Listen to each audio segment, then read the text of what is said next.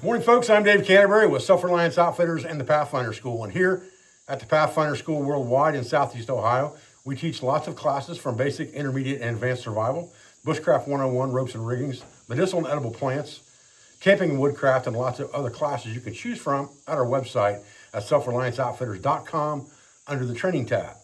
Today, what I'd like to do is I'd like to follow the video up that we did a few days ago on the usefulness of that orange cotton t-shirt, with a video that talks about how we can supplement our IFAK with the items we have in our kit. So let's talk about that in depth today. Stay with me. Now, I think the first discussion we need to have to start this off, in case someone is not familiar with my videos or not familiar with the Pathfinder system in general, the 5x5 system. Let's first talk about what the 10 C's of survivability are, just to clear the air on that and make sure that everybody understands what that means, okay? So we have cutting tools, combustion devices, cover elements, containers, and cordage. Those are the first 5, okay? And the reason for these first 5 are that they should be the basis of your survival kit that you're building. They're the most difficult things to recreate off the landscape. They take a specialized skill level or specialized material to recreate, and they take time. And time is one thing that you may not have in an emergency. So these 5 items all directly affect those 5 survival priorities that we talked about, which we're going to talk about more in this video, specifically number 1, which is self-aid, first aid, and hygiene. That's your first category of survival priorities. Then it goes to your cover element, which is the clothing on your back and your shelter, fire or combustion devices, water off the landscape and collecting that water and disinfecting that water, and then last but not least, signaling and navigation. Those are your top 5 survival priorities.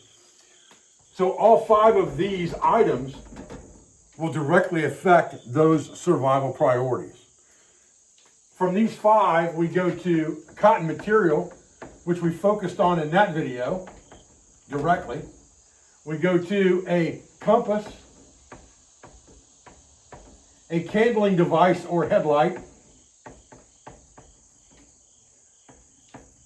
a cloth sail needle. These are not necessarily in any particular order. And cargo tape or duct tape, 100-mile-an-hour tape, whatever you choose to call it, okay? And we touched on some of these items in that video about the t-shirt, and we'll touch on some of these items again today. However, what I want to talk about today is, once we've built our kit from these categories of items, and again, categories of items, this doesn't mean I'm going to carry 1, 2 is 1, 1 is none. We always try to carry 3 of everything. 3 cutting tools. At the Pathfinder School, we talk about a saw, a folding saw, an SAK, and a belt knife.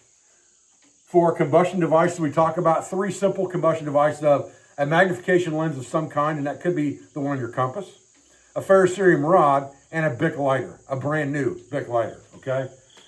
Cover in, on, under. We've got to have something to sleep on, something to sleep in, something to sleep under to build a proper shelter system, okay? But we're going to take components from these items and we're going to use them functionally to enhance whatever IFAK we're carrying. Now, when we talk about IFAKs, understand that lots of videos I make that reference how to use your kit items for first aid do not negate the fact that you should be carrying an IFAK.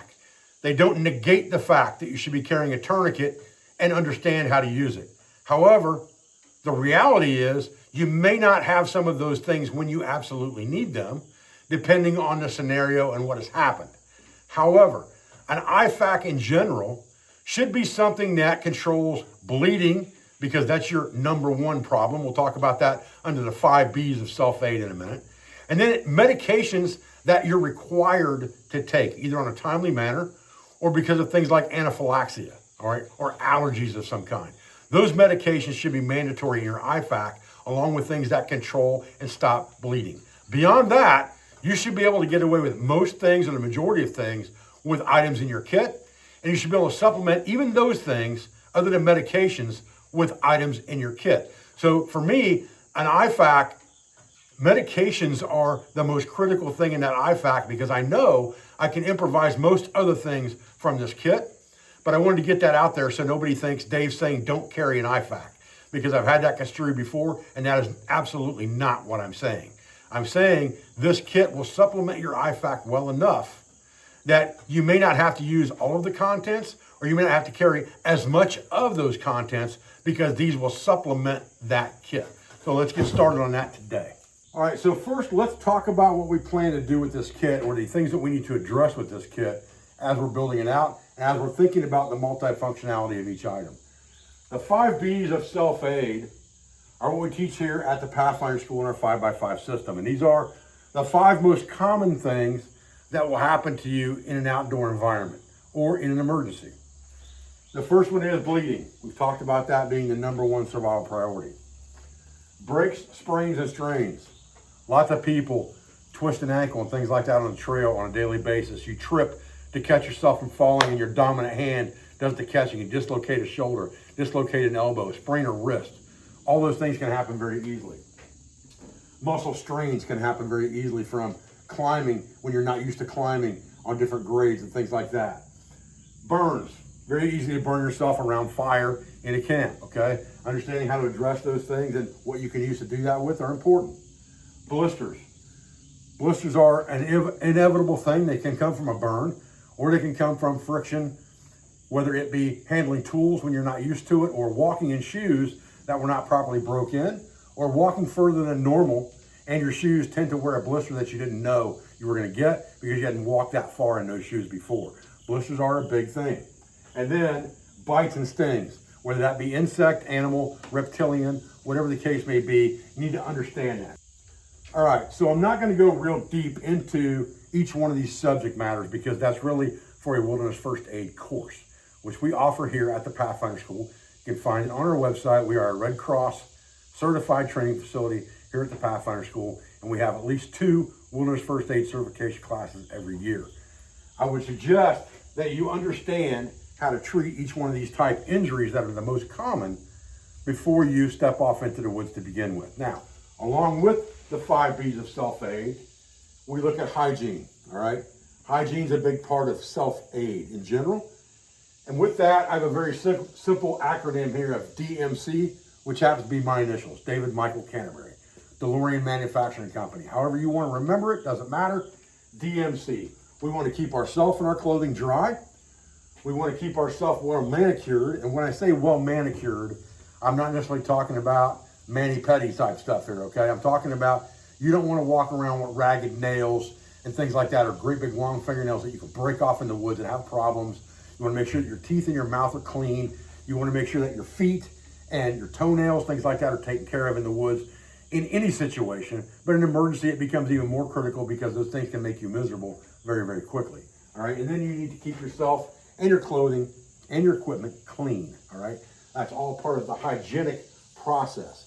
Dry, manicured, clean. And you can improvise most of these things with the kit we're going to talk about today. Easy enough, especially if you've already made a fire and you have the advantage of ash and charcoal at your disposal, all right? So let's walk through this by walking through how each one of these 10 C's addresses these 5 B's. And we'll talk about some demos and examples along the way. All right, so what I've done now is I've started with cutting tools. And again, let's talk about the 3 main cutting tools that I consider to be important for everyone to carry, which is your belt knife, your saw, and your SAK. Those are the 3 I think are the big ones, all right? Now, in the winter, in the boreal forest, something like that, axe may be a priority to you. For me, a saw is a bigger priority and safer than an axe 99% of the time.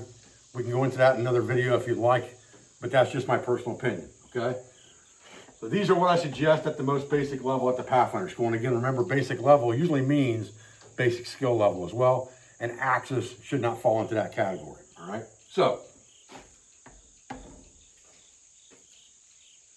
we're going to skip down from the belt knife, understanding that the belt knife is one of our most important assets for lots and lots of reasons, okay? When it comes to processing firewood, things of that nature, starting fires, all right? The belt knife is going to be good for all of that. That is your kind of number one tool, as you will. Every woodsman should have a good, sturdy belt knife, okay? So let's start with the saw and use the very simple example of a windlass, all right? Or splinting, or creating some type of windlass, okay? Your saw can cut branches, your saw can make splints then, your saw can make a windlass, or your saw can become a windlass. We talked about that in the video on t-shirts. We talked about that saw becoming a windlass for a tourniquet, which addresses your number one priority of bleeding very, very quickly, all right? The SAK is really your king when it comes to this stuff, all right? So let's talk about that individually. We'll get here on the table, we'll talk about that. Okay, this is my personal SAK that I carry every single day. This is the Outrider edition. There are other SAK models that have the same tools on them we're going to discuss in this video, but this one is my preferred one.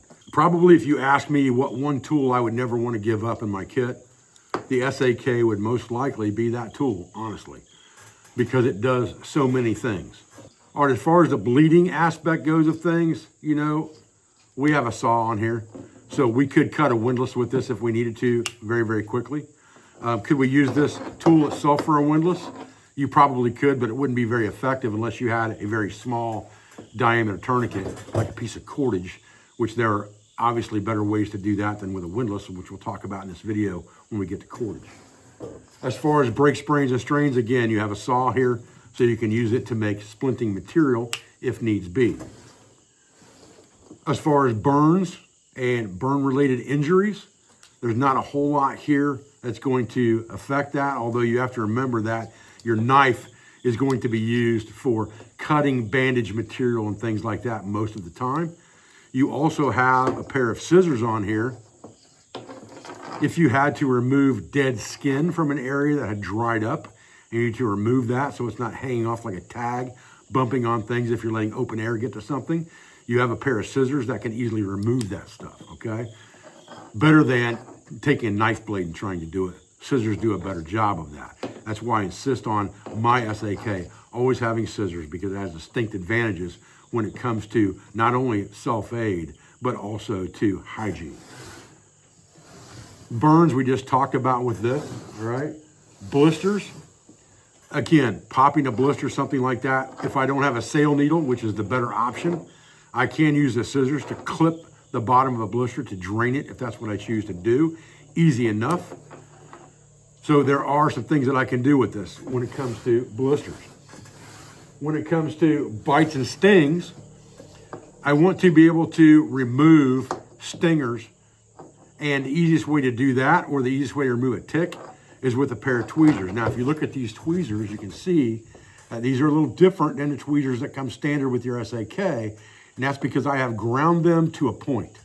And I ground them to a point for a reason, okay?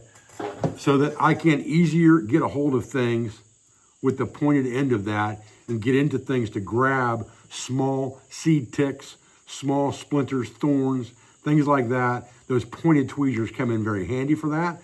So I've just taken a grinder and ground them off at a 45 degree to make them effective, okay? And I think that that's a very important mod to those tweezers, in my opinion, that I haven't talked about too many times in videos. And then you also have this toothpick here that goes to your hygiene, okay? As far as keeping yourself clean and well manicured, if you're gonna dig stuff out of your teeth, meat or anything that you've been chewing on the trail, before you brush your teeth or scrub your teeth with something like a bandana or a t-shirt, which works fine to do that with charcoal, I would clean my teeth with this, not a stick off the landscape that I could possibly break off in my gums, causing further injury. Now, I also have a small screwdriver in this kit.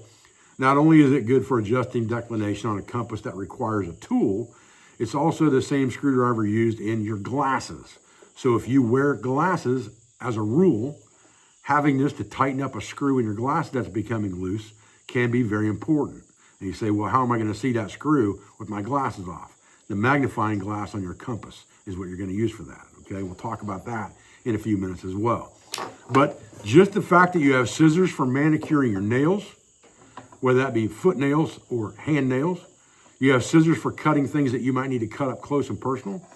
You have a nice sharp, scalpel sharp blade on this thing that should be kept that way all the time. I prefer a locking blade myself. You have a saw blade on this thing, you have tweezers, and you have a toothpick. Make this one of the most versatile tools that you can carry to take care of yourself in the woods among all the other bushcraft tasks that you can do with this thing. Now, the one thing that you have on here that we didn't talk about is you have an awl, and that awl should be kept as sharp as possible, okay? You should keep that thing very, very sharp so that if you need to use that to pop a blister or dig something out, you can do that without having to use a knife blade, okay? So the awl comes in very handy for that. Now, you can sterilize all of these tools before you use them with your Bic lighter. We'll talk about that in a few minutes. All right, we're gonna go into cover before we discuss combustion, because cover really should be the second one on that 5 C's list because it includes your clothing on your back, all right? And remember that alongside bleeding, you're trying to control body core temperature.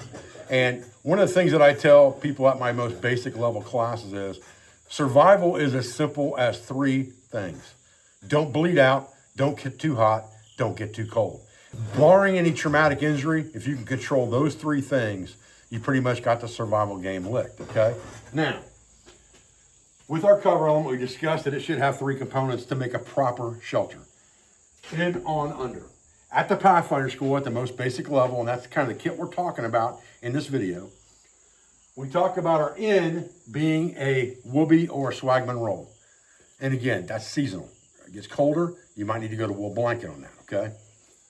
On is generally our accordion pad, which is about 1.9 RO value, again, a seasonal thing, or your 6 mil trash bag that you're carrying in that kit, stuffed with browse, 4 inches thick, compressed to battle conduction from the ground. And then under is your space blanket or your poncho, is what you're gonna sleep underneath of for a tarp, okay, or a cover from exterior elements. Now, let's talk about how these can affect these, all right? Now, obviously, our whoopee and our swagman roll are going to be something that we can use to wrap things in if we need to, all right? So if we have to isolate something, isolate a possible break, we can do it with those items if we need to. But from a standpoint of body core temperature alone, we can use those items to protect our body core temperature. Our on being the accordion pad and a 6 mil trash bag, having a 6 mil trash bag, not getting too complicated and in depth, means you have a chest seal, but you also have something that is fairly waterproof so you can keep yourself dry if you have to by improvising rain gear, all right? Your space blanket or your poncho. Now your space blanket is very good, again, for maintaining body core temperature. If you're succumbing to hypothermia, right, and you need something to manipulate or trap body heat or manipulate radiant heat from a fire to keep you warm, your space blanket's gonna be great for that. But it can also be a wrap that can isolate things as well as the accordion pad. And the accordion pad is a really good isolator for things because it's fairly rigid, but not too rigid. So you can put that thing on a leg, tie it above and below, or wrap it above and below with some type of material, a shamag, a bandana, a piece of your t-shirt, whatever the case may be, and you can isolate a knee from above and below very easily with that tool. You can even isolate a full arm with something like that very, very easily. If we had to, say, isolate a knee, we can easily take this accordion pad and we can wrap it around with as many times as it takes. We don't want to cut it necessarily and ruin a piece of gear. So we're going to wrap it fairly tight.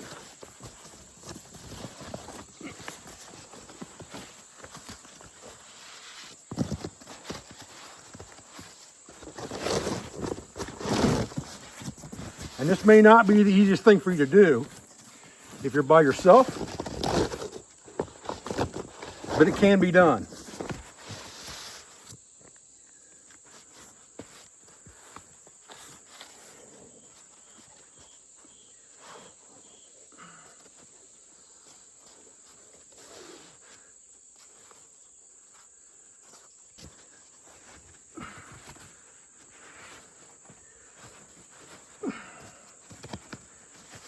Again, doing this by yourself is going to be difficult. You're going to have to be a little flexible with this to get this done, but it can be done. All right. So now I've isolated above and below the joint. I can't bend my leg. So now I'm on the hobble. All right, that pretty much takes care of our cover element. You know, there's lots of things that we can use there for different things, especially with breaks, sprains, and strains, to wrap, bind, keep things in place and immobilize injuries. So our combustion elements, we talked about 3 very simple elements of combustion, which was our Bic lighter, our ferrocerium rod, and our magnification lens. When we look at this list of our 5 Bs along with our daily hygiene, obviously our Bic lighter can sterilize anything that we need sterilized instrument-wise that we're going to use, from tweezers to our sail needle to a knife blade. Anything that we're going to use to affect self-aid can be sterilized with fire. All of these tools that will start fire give the advantage of ash and charcoal, which are also very good first aid items to understand, especially from a hygiene aspect with the ash and the charcoal, because they can be used to cleanse your body, brush your teeth, dust your hair. All those type things can be done with ash and charcoal. So it's important to understand those aspects as well. And I encourage you to research those 2 things and how they are both good for medicinal uses as well as hygienic uses in camp, okay? The one thing that's a big one we want to talk about here is our mag lens, okay? Our mag lens gives us the ability to start fire with charred material or some kind of a tinder ball, depending on the magnifier. But it also gives us an inspection device if we're farsighted. Lots of people, especially as they get older, become more farsighted, have to wear reading glasses and things of that nature. And if you were to lose those glasses or something like that, that magnification lens can give you an inspection device to see things you may not be able to see with your naked eyes anymore. Okay, let's talk about containers really quick. And again, we'll go back to that 3. What we recommend here at the Pathfinder School is 2 water bottles and 1 cup. Doesn't matter if you bring 2 cups, just more to carry that you don't have to as far as weight. Or a canteen or 2 canteens and a cup. Either way, you have containers you can carry water over distance. But with that, gives you lots and lots of other advantages from a standpoint of these 5 items here. Number 1, it gives you something you can flush a wound with. So it gives you an irrigation device by using gravity, holding that bottle in the air and dumping water down. It gives you the ability to be able to irrigate a wound. It also gives you the ability to boil water over the fire so that you can clean bandages and things of that nature to redress a wound, all right? It also gives you a hot-cold pack. So if you can put that canteen somewhere and get that water cold, or if you have a cold temperature out to begin with, you can get the water cold or you can keep the water hot depending on what you're doing, and you can use that attached to your body as a heat source or a cold source. So it gives you a hot pack, cold pack option, all right? Now, one of the other things you can do with this bottle and cup is you can grind charcoal with it. Charcoal has a lot of drawing properties. And again, I encourage you to look up how powerful charcoal and ash are from not only a medicinal standpoint, but also a hygienic standpoint. But your bottle and cup make the perfect mortar and pestle for grinding charcoal into dust to use for a dressing on something like a bite or sting, okay? All right, so if we have the remnants of a fire pit and we have some pieces of charcoal that we can pull out of it that have not been burned in the fire completely. Here's some pretty good examples right here. Like this.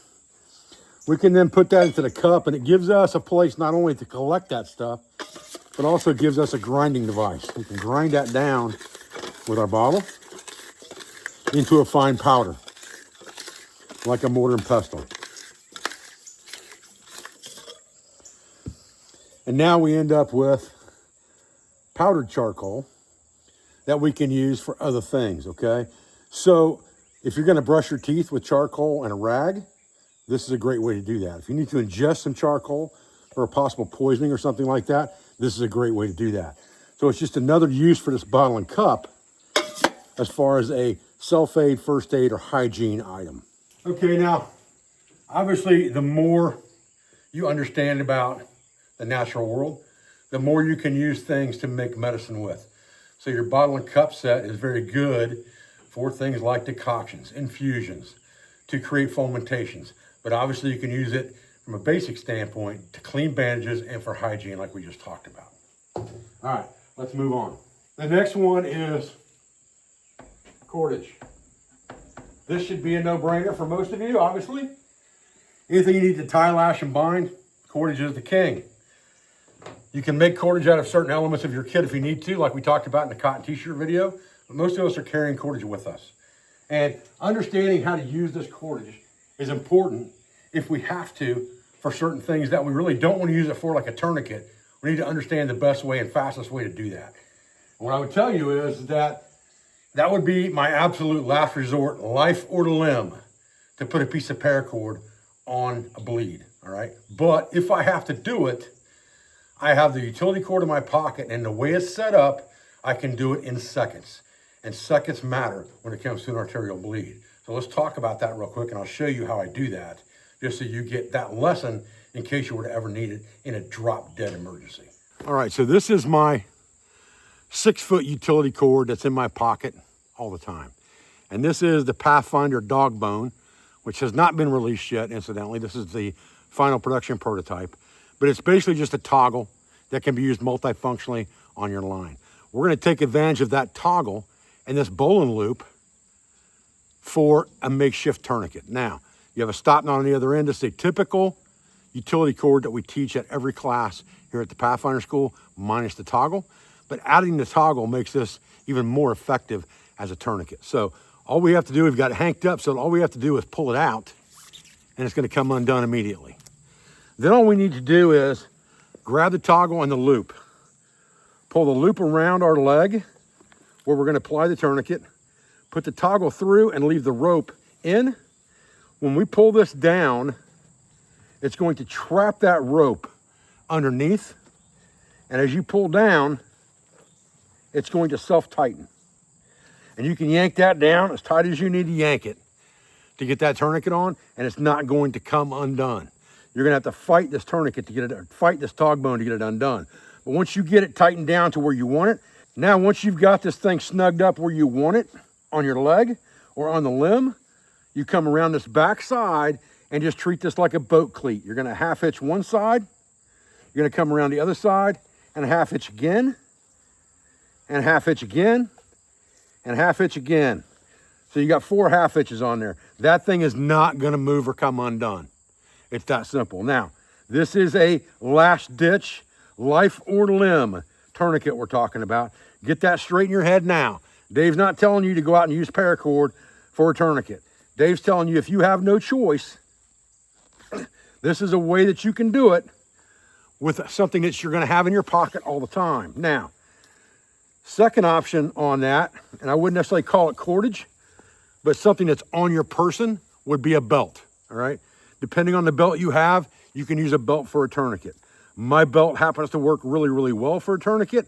It's 3/4 of an inch wide, so it's not gonna do near as much damage as a piece of paracord, and I have that belt on me every single day, so I know I'm gonna have it. But in a last ditch, I would use this if I absolutely had to, which again is on my body all the time, but it's cordage, which is part of your emergency kit anyway. So that shows you a simple way to use this as a tourniquet if you absolutely had to. If you didn't have a toggle on there, obviously you could just pull it through that loop, yank it down, wrap it around, and figure out a way to tie it off. If I were going to not have the toggle on there, I'd probably make the tail of this bowline where the stop knot is quite a bit longer, so I could use that to tie off in a square knot, okay? That brings us to the second 5 C's of survivability, and I really call those the 5 C's of sustainability. So a lot of people call it just the 10 C's, and the 10 C's has been around for 15 years. You can add to it if you want to, and make as many C's as you want, but the 10 C's will cover everything you need in an emergency survival situation to keep you alive. And that's really the key to all of this. When this setup was done with the 10 C's, it was made to keep you alive temporarily and supplement what you need to effectively not get too hot, not get too cold, and not bleed out. That's the whole basis of this kit, all right? And every one of those 5 C's and the rest of these C's is going to affect those survival priorities in one way or another. Anything else that you add to this kit is either gonna fall into one of those categories or it's not. You can make up other C's if you want to, but they're not going to fall into those categories of those 5 direct survival priorities, okay? So let's talk about the 5 C's of what I call sustainability. And I call it that because these more focus on self-aid, more focus on repair, and more focus on a little longer scenario if you needed it, okay? So the first one is cotton material. We did a very, very extensive video on cotton material just the other day. So I'm not going to reiterate all of that stuff. But understanding that a cotton t-shirt, and it doesn't necessarily have to be 100% cotton unless you want it to be part of your fire starting kit and you want to make char with that material, then it has to be 100% cotton. Other than that one specific task, right? And as we showed, attached to duct tape, nylon mixes, and 50-50 blends, they're still flammable. You're just not going to make char cloth with them because they're going to melt instead of char. So that's the only thing you can't do with a non-100% cotton t-shirt. Everything else you can do with that orange t-shirt, whether it's cotton or 50-50 blend, okay? So remember that you have bandaging and things to stop bleeding, including improvised tourniquets. We have things to wrap break sprains and strains with. We have things to cover burns with. We have things that we can use over a blister by just cutting a donut in multiple fabrics and attaching them to duct tape like we talked about yesterday for blisters. For bites and stings, again, if it's an open wound, we have a covering for it. If not, then you're not talking about a whole lot that that cotton material is going to do for you with a bite or a sting, unless it's an open wound that you have to dress, okay? As far as keeping us dry, we talked about that in the cotton t-shirt video, it's a towel. As far as keeping us clean, it's a wash rag. As far as manicuring goes, I include that in brushing teeth and things like that. Any piece of cotton material dipped in water, dipped in charcoal, like we demonstrated in this video, will work for brushing your teeth if you need to on the fly. It's not gonna hurt you any, okay? So, cotton material is one of the biggest things in this kit that addresses almost all of these 5 B's and these 3 items of hygiene, all right? The next item on this list would be your compass, all right? We talked a little bit about that a few minutes ago. The main thing on that compass that you want are a mirror and a magnifying glass, all right? If you have a mirror, you have an inspection mirror that you can see things that you can't see otherwise. Facial wounds, possible head wounds, ticks and things that get places you can't see, possibly splinters and things that get places you can't see. All of those type things that mirror will help for. And a magnifying glass gives you an inspection device like we talked about before, okay? The next one is your candling device. Your candling device is really only good for nighttime when it comes to this whole self-aid thing. But if you are doing any of these things at night, that headlight is going to aid you in doing that properly. So a candling device is one of the things that's indispensable in your kit. The next one is your cargo tape or your 100-mile-an-hour tape or your duct tape, all right? Obviously, this is your makeshift Band-Aids. It's bindings, it's lashings. It's things that you can cover blisters with along with some padding. It's things you can cover wounds with, again, by making improvised Band-Aids. It's things that you can cover open wounds with along with padding, like we talked about yesterday for larger areas, abrasions, things like that, all right? That would be part of bleeding is an abrasion, okay? A large surface area of the skin that's been scraped is very much more prone to infection sometimes than a smaller cut because you have a larger surface area for germs to get into. So you may need to dress that wound, and cargo tape will help you do that, all right? As far as ticks and things like that go, what I've found is that if I get a lot of seed ticks on me, if I get into an area where I've ran through a high grass area and I've got seed ticks on my legs and there's 50 of them, when I drop my drawers, there's seed ticks crawling up and down my legs. I roll a duct tape reversed around my hand, patting my legs, we'll pull those seed ticks off immediately, all right? Duct tape or cargo tape is great for tick removal when it comes to seed ticks, chiggers, things like that, okay? And the last one on here is a cloth sail needle. Now, the cloth sail needle that we're talking about here is one that's got at least 3 to 4 sides on it. It's not rounded. It's got sharp edges on it. It's made for cutting through material. So I can use that needle to pick things if my tweezers aren't getting the job done.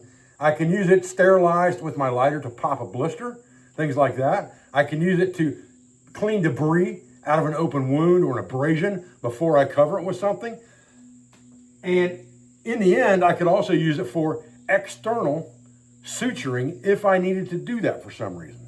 All right, guys, well, that kind of wraps up our 10 C's and how they can be used effectively with these 5 B's and with our hygiene needs as well. One little piece of free chicken I'll give you is, you know, when you have a campfire, that ash is a precious commodity and so is the charcoal. But the ash, if you put your feet in that ash every night, not when the fire's hot, obviously, put your feet in that ash every night at the end of a hike or at the end of a day, and just rub your feet in that ash and rub that ash around on your feet and stuff before you go to bed at night. Dust them off. Put your clean socks on if you sleep in socks or not if you don't. It will tremendously affect your feet the next day. And you will thank me for it later, I promise you. So, as you can see from what we've talked about, those 10 C's and the items within those 10 C categories that we pack here at the basic class in our Pathfinder School will directly affect your ability to take care of first aid and personal hygiene and supplement greatly any IFAK that you're carrying. So you don't need to go overboard with an IFAK if you understand how to use these items multifunctionally. And that's the key to everything when it comes to becoming a good woodsman or a good outdoorsman in general. I appreciate your views. I appreciate your support. I thank you for everything you do for school, for family, and for our business. Don't forget to check out selfrelianceoutfitters.com under the training tab for classes here at Pathfinder School worldwide. I appreciate everything you do for our sponsors, instructors, affiliates, and friends. And I'll be back with another video as soon as I can, guys. Thanks.